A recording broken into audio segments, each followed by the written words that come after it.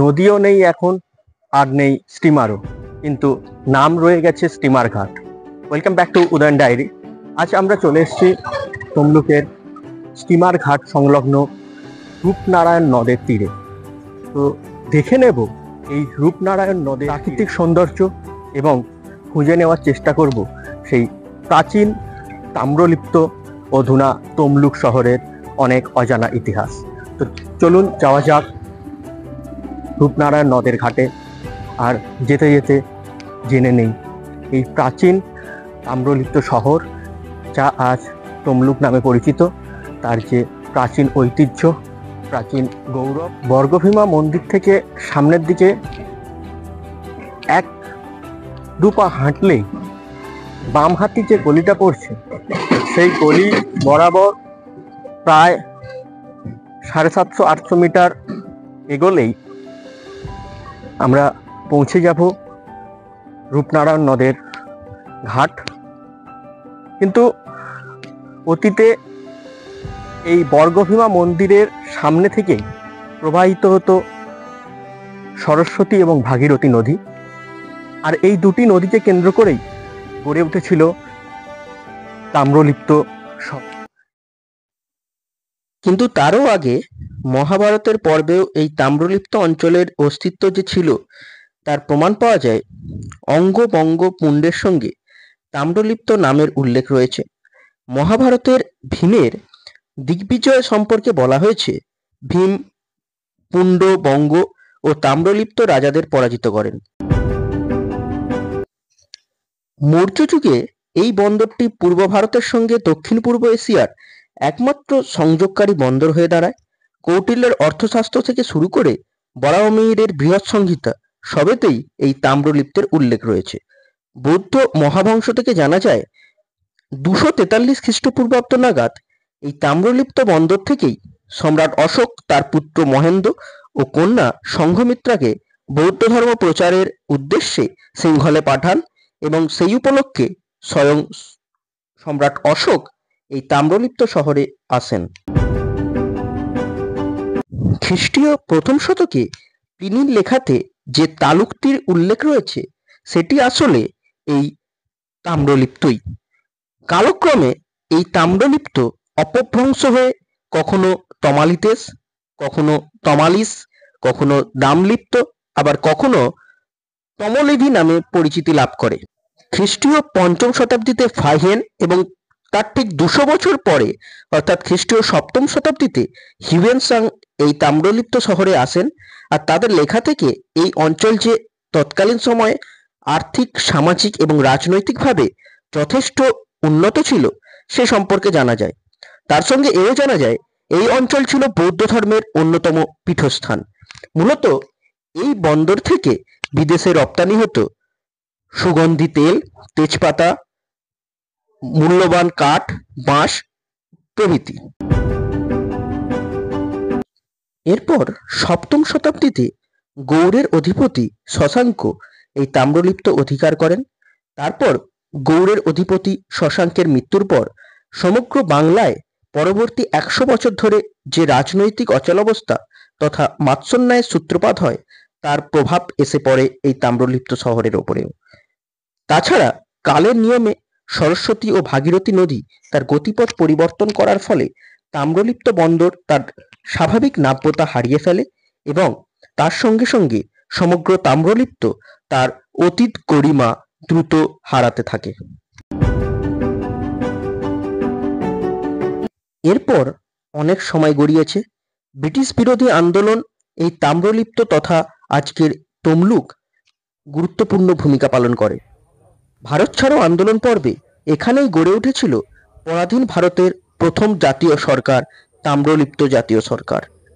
বর্তমানে ভাগীরথী ও রূপনারায়ণের সংযোগ স্থল থেকে রূপনারায়ণ নদী ধরে কিছুটা এগিয়ে এলে তমলুকের স্টিমার ঘাট পড়বে, আর সেখানেই আজকের তাম্রলিপ্ত বন্দরের অজানা ইতিহাস লুকিয়ে রয়েছে। বর্তমানে এই রূপনারায়ণ নদ এক পাশে হাওড়া জেলার শ্যামপুর আর অন্য পাশে পূর্ব মেদিনীপুরের এই তমলুককে ভাগ করেছে।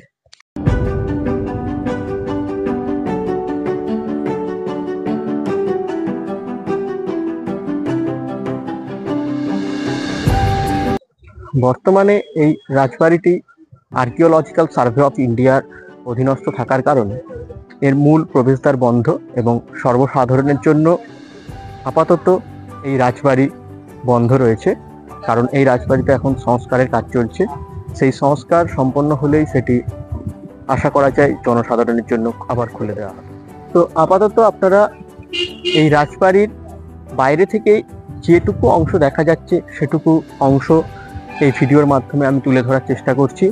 তার সঙ্গে সঙ্গে যে জানিয়ে দেওয়ার চেষ্টা করছি যে এই রাজবাড়ির অনেক অজানা ইতিহাস, মহাভারতের যুগ থেকে শুরু করে ভারতের স্বাধীনতা আন্দোলনে এই রাজবাড়ি কিভাবে গুরুত্বপূর্ণ ভূমিকা পালন করেছিল।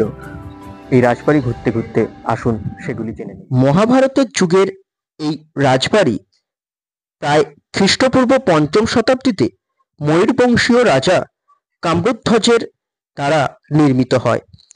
আর সেই রাজা স্বয়ং দ্রৌপদীর স্বয়ংবর সভাতেও উপস্থিত হয়েছিলেন।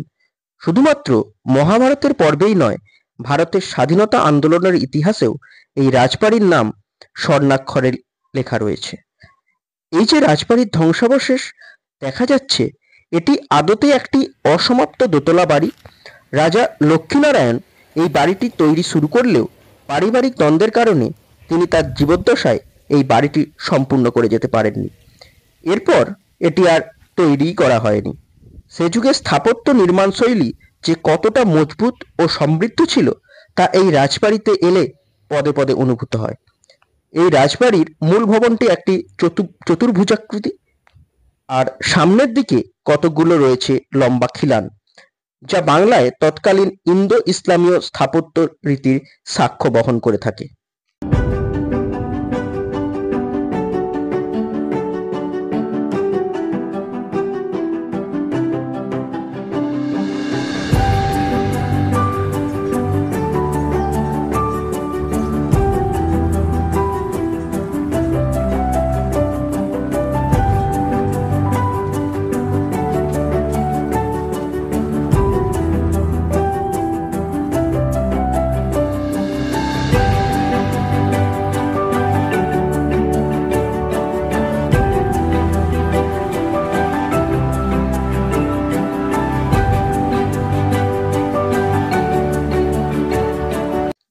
এরপর ভারতের স্বাধীনতা আন্দোলনে এই রাজবাড়ি যথেষ্ট অগ্রণী ভূমিকা পালন করে।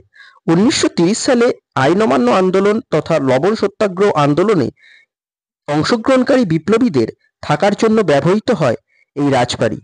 এই রাজবাড়িতে এসেছিলেন স্বয়ং সুভাষচন্দ্র বসু।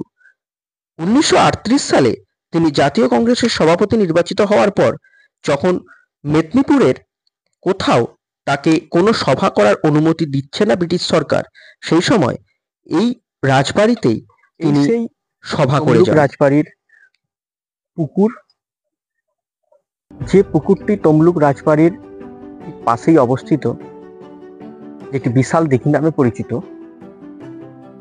স্থানীয়দের মতে এই পুকুরের কোনো এক পাশের কোনো এক গাছে একটি শিকল বাঁধা রয়েছে, যে শিকলটি পুকুরের মাঝ বরাবর বিস্তৃত।